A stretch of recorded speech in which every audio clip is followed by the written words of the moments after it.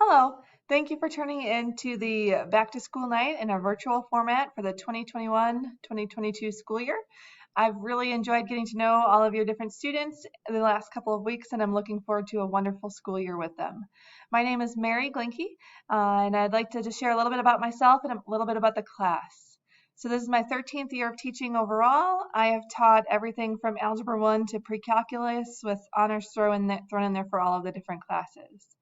I have gotten a double master's in educational technology and math education, and I have taught in 3 different school districts, but I've been in Geneva for 9 years now. On a more personal note, I have 5 children. I'm gonna be a mom, and I'm gonna show the pictures here of my different kids. So here we are. We have Rory is my oldest. He's the one in the back. Then Calvin, Evelyn, Gwendolyn, and Tenor. So those are my kiddos at home. That's who I leave home every day to come and teach your kiddos. And it is my pleasure to come and teach your kids math. But if I ever do not reply to an email in the evening, this is probably why. I would gladly reply to any emails and phone calls, but it'll be most likely in the morning when they are asleep and I am awake. So on that note, let's go ahead and take a look at my contact information should you ever want to get in touch with me. Yeah, feel free to email me at any time or call me at any time. I will, again, most likely email or call back in the morning or during one of my planning periods. So for Algebra 1, we're going to go ahead and take a look at the syllabus and talk about the Math Tutor Lab and OneNote and retake opportunities. They'll kind of all be kind of thrown together here. So the first thing is your students and I will communicate a lot through OneNote. I would like to show you how OneNote looks. They have access to all of my notes for every day.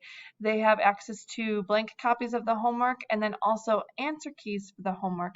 So as they're going through something, they can always go back and check their answers for things. In OneNote, they should also be able to find the syllabus for this course. So for Algebra 1, I'm not going to read through everything for your syllabus, but I did want to talk about the graphing calculator because that's probably new for them for this year. So they are going to need a graphing calculator. It can be a TI-83, it can be a TI-84, it could be the Plus or the Color Edition. Any of those should work. If you have your old one from when you were in high school, it probably will be fine for what we're using it for in class. Another good thing for them would be a stylus because we do a lot on our computers with writing on the screens and everything, and a stylus lets them actually physically write things out while still being on a screen. Now that being said, if your student really does not like writing on the screen, I get that and I respect that. So they absolutely can write things out paper and pencil and take pictures of it and upload it into OneNote. We have been working on that as a class and we will continue to work on that. But if that's how they learn best, more power to them. That is totally fine. I definitely respect that, and so they can use that.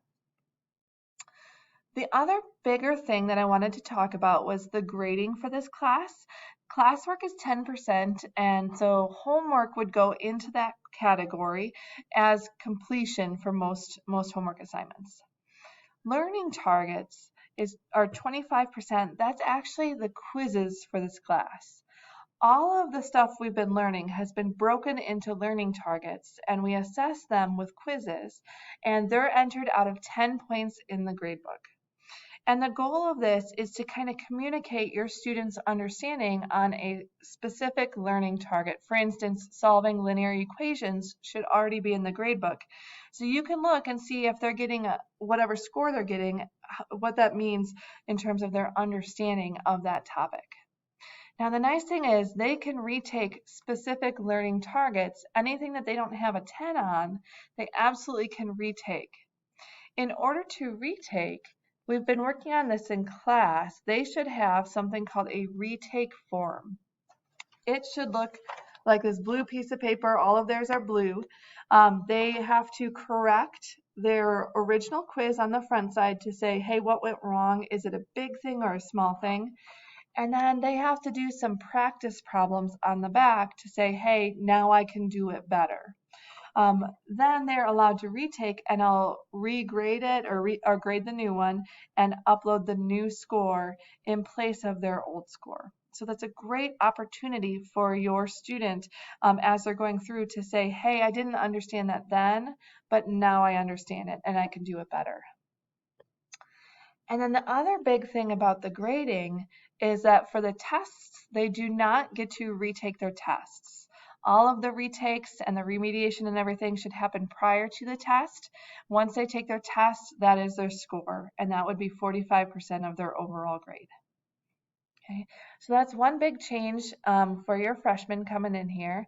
And then the other thing that can help with this is the Math Tutor Lab.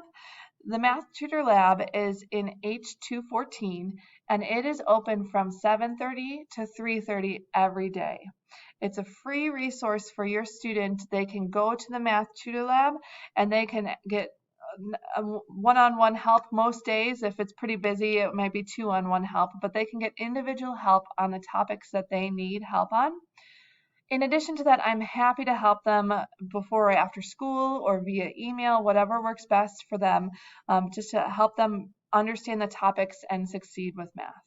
So thank you very much for listening. I am looking forward to this year with your student, and don't hesitate to reach out if you do ever have any questions or concerns. Thank you.